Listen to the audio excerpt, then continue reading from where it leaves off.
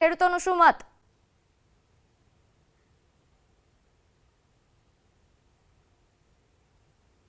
વાત કરવામાં આવે, હાલ સમગ્ર ગુજરાતમાં જે માવઠું પડ્યું હતું તેને લઈને ભૂપેન્દ્રભાઈ પટેલની જે સરકાર છે તેને સંવેદના દાખવી છે અને ખેડૂતોની વહારે આવી છે। હેક્ટર દીઠ 22,000 અને 2 હેક્ટર દીઠ સહાય ચૂકવવાની જે રાહત પેકેજની જાહેરાત કરી છે। 10,000 કરોડની જે આ સહાય પેકેજ છે તેને લઈને જામનગરના ખેડૂતો શું કહી રહ્યા છે તેમની પાસેથી સીધું જાણીશું। શું કહેશો કાકા? હાલ મગફળીનો માવઠું પડ્યું અને રાજ્ય સરકારે હવે વહારે આવી છે, 22,000 હેક્ટર દીઠ સહાયની જાહેરાત કરી છે। કેવી રીતના સહાયને આપ જોવો છો? સહાયને કેવી રીતના જોવો છો? સારી વાત છે। જે પ્રકારે વાત કરી અહીં ખેડૂતો છે, શું કહેશો? કારણ કે જે સહાય આપી છે તમારો મત કેવો? ખરેખર સરકારે જે હેક્ટરે 22,000 રૂપિયાની સહાય આપી છે, પણ એ ખરેખર સહાય જે 2 હેક્ટર સુધીની મર્યાદાની અંદર આપેલી છે, પણ નાના ખેડૂત છે જે 1 હેક્ટરથી ઓછી જમીન છે એ લોકોને શું એનો ફાયદો મળે?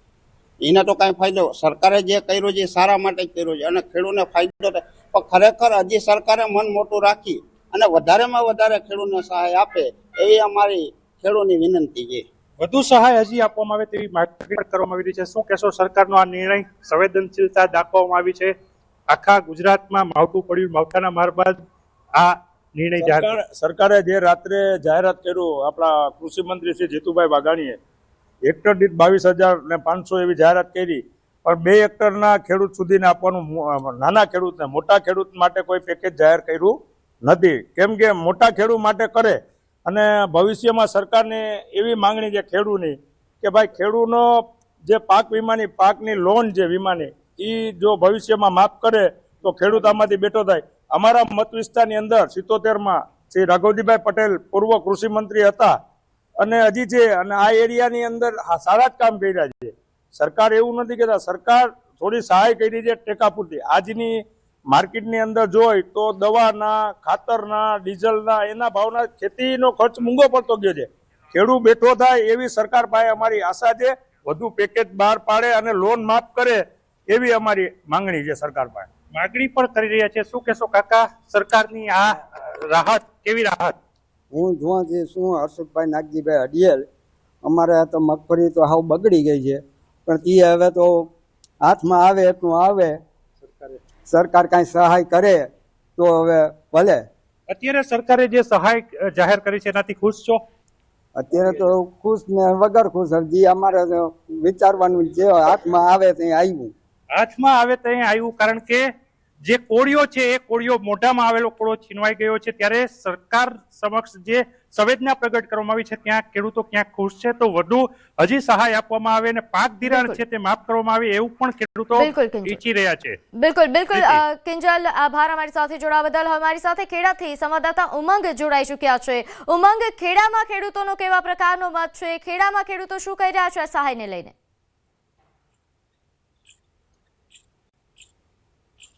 બિલકુલ ચોક્કસ રીતે જે પ્રકારે કમોસમી માવઠાનો માર પડ્યો, ખેડા જિલ્લાની અંદર 1 લાખથી વધુ હેક્ટરમાં ડાંગરની જે વાવણી હતી તે સંપૂર્ણપણે નુકસાન થયું, મોટે ભાગે નુકસાન થયું। સરકારે ગઈકાલે જે પ્રકારે 10,000 કરોડનું પેકેજ જાહેર કર્યું છે, ખેડૂતો સાથે સીધી વાત કરીશું। જી, આપનું નામ અને પરિચય ને કેવા પ્રકારની સહાય શું કહેશો? મારું નામ રતિભાઈ પટેલ, ગામ ભલાડા।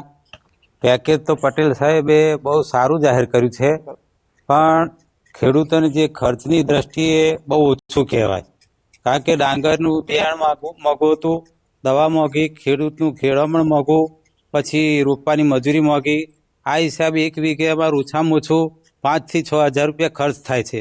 આ સામે 10,000 કરોડનું પેકેજ પટેલ સાહેબે જાહેર કર્યું, એ તો અમે ખુશ છીએ, પણ હજુ એ થોડું વધારે જાહેર કરે, એકરે આપીને જે એકરે આપે એમ ને હેક્ટરની જગ્યાએ, તો વધારે સારું, કારણ કે તો જ અમને પોસાય એમ છે।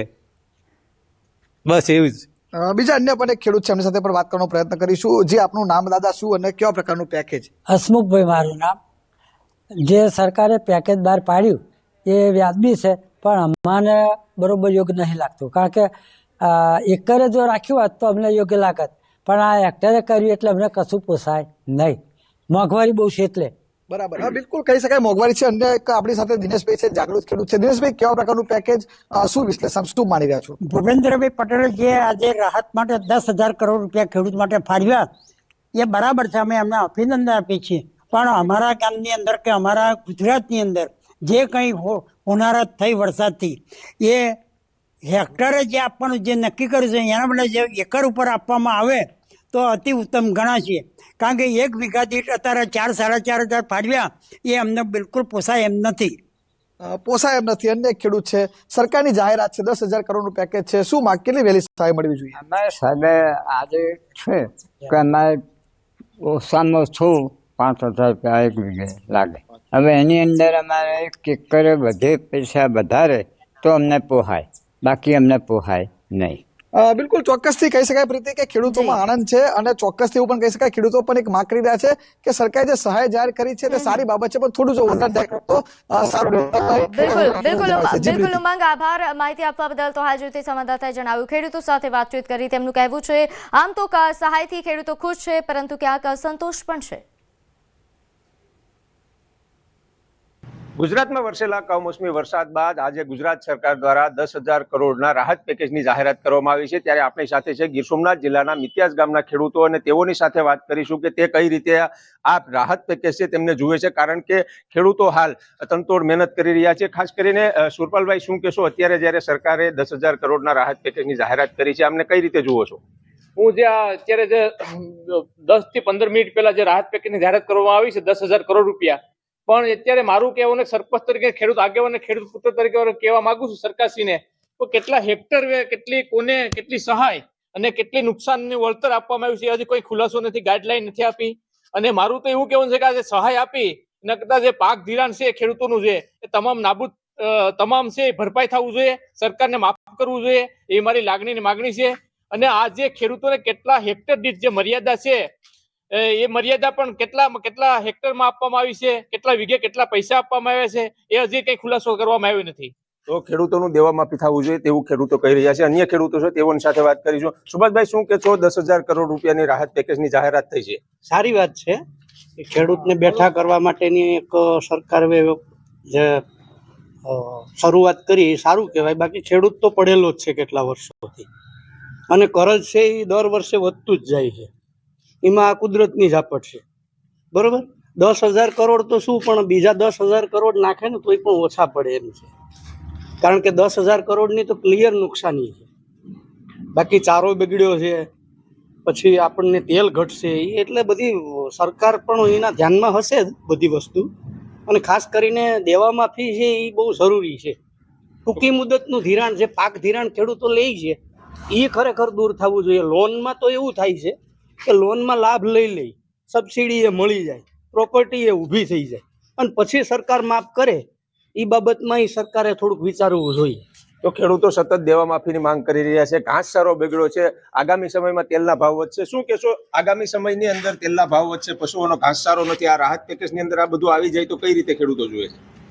ખેડૂતોને તો આ પડિયા ઉપર પાટું જ કહેવાય છે, કેમ કે પેકેજ જાહેર કર્યું પણ કઈ રીતે જાહેર કર્યું એનો હજી ખુલાસો થયો નથી, ને કેને કેટલું આપવું એનો કોઈ ક્લિયર થયું નથી.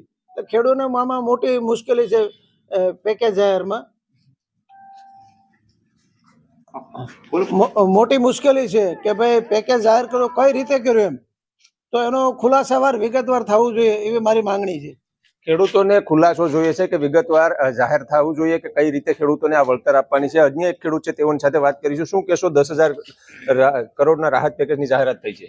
10,000 કરોડ રાહત પેકેજ જે જાહેર કરી સરકારે બહુ સારી વસ્તુ છે, પણ કહેવાનું એવું છે કે હું એમ કહું 10,000 કરોડથી ખેડૂતને સંતોષ ન થાય એવું લાગે મને. એનું કારણ છે કે 10,000 કરોડમાં પૂરું ન થાય ખેડૂતનું. આજે સારાય બગડી ગયા, ઘાસ સારા બગડી ગયા, ઢોર માટના વલાય બગડી ગયા. પછી હું એમ કહું કે જે કંઈ મગફળી છે, સોયાબીન છે, આ બધાની જે કંઈ નુકસાની જાજી બધી થઈ ગઈ એમાં 10,000 કરોડમાં ભેગું નહીં થાય. આ અમારું કહેવાનું છે. તો આ હતા ગીર સોમનાથ જિલ્લાના મિત્યાસ ગામના ખેડૂતો. તેઓનું કહેવું છે કે 10,000 કરોડના રાહત પેકેજમાં ખેડૂતોનું કંઈ ન વળે, કારણ કે ખેડૂતોનું સર્વસ્વ નષ્ટ થયું છે. ત્યારે હવે ખેડૂતો છે તે ક્યાંક ને ક્યાંક સરકારને લઈને, રાહત પેકેજને લઈને નારાજગી વ્યક્ત કરી રહ્યા છે. દિનેશ સોલંકી, ન્યૂઝ 18 ગુજરાતી, ગીર સોમનાથ. તો રાજ્ય સરકારે ખેડૂતો પર રાહત વરસાવી છે. હજારો ખેડૂતોને સહાયનો લાભ મળશે. ત્યારે રાજ્યના નેતાઓ શું કહી રહ્યા છે તે પણ જાણીએ. કોંગ્રેસ નેતાથી માંડીને ભારતીય કિસાન સંઘ શું કહી રહ્યું છે? નેતાઓ સહાયની રકમને વધારી રહ્યા છે કે અસંતોષ માની રહ્યા છે? સાંભળો વિવિધ નેતાઓની પ્રતિક્રિયા. આજે જે નિર્ણય 10,000 કરોડનું પેકેજ આપીને ખેડૂતોને જે રાહત આપી છે એ ચીજને આનંદમાં પરિવર્તન કરવાનું મને મુખ્યમંત્રીએ જે આજે કામ કર્યું છે ઐતિહાસિક ધોરણે ખેડૂતોને જે વેદના હતી એ સંવેદનામાં ફેરવીને ખેડૂતોની આશા પૂરી કરવા માટેનું જે કામ કર્યું છે એ બદલ હું સમગ્ર ખેડૂત જગત તરફથી અને મુખ્યમંત્રીનો આભાર માનું છું. સરકાર સાથે છે સહાય થોડા ટાઈમની અંદર અમે જાહેરાત કરશું.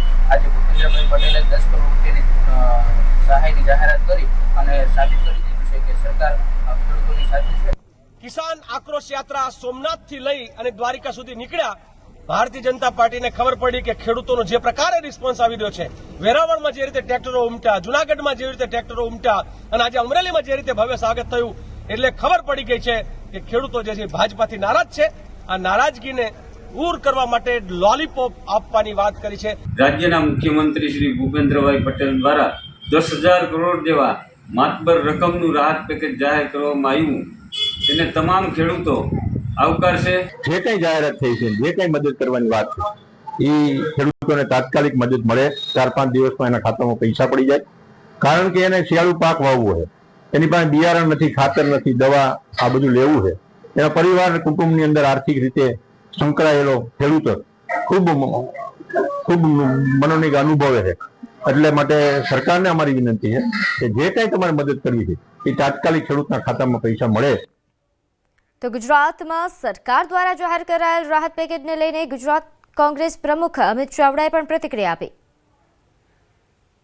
રાજકીય પક્ષ તરીકે કોંગ્રેસ પક્ષ જે લડાઈ લડી રહ્યું છે એના કારણે બધી જ રીતે સરકાર હવે પોતાનો બચાવ કરવા માટે 10,000 કરોડના પેકેજની જાહેરાત કરે છે. પણ સાચા અર્થમાં જો ગુજરાતના ખેડૂતોને મદદ કરવી હોય તો ફરી સરકાર પાસે માગણી કરીએ છીએ કે ખેડૂતોના સંપૂર્ણ દેવા માફ થવા જોઈએ અને ગુજરાતમાં તાત્કાલિક પાક વીમા યોજના લાગુ કરવી જોઈએ.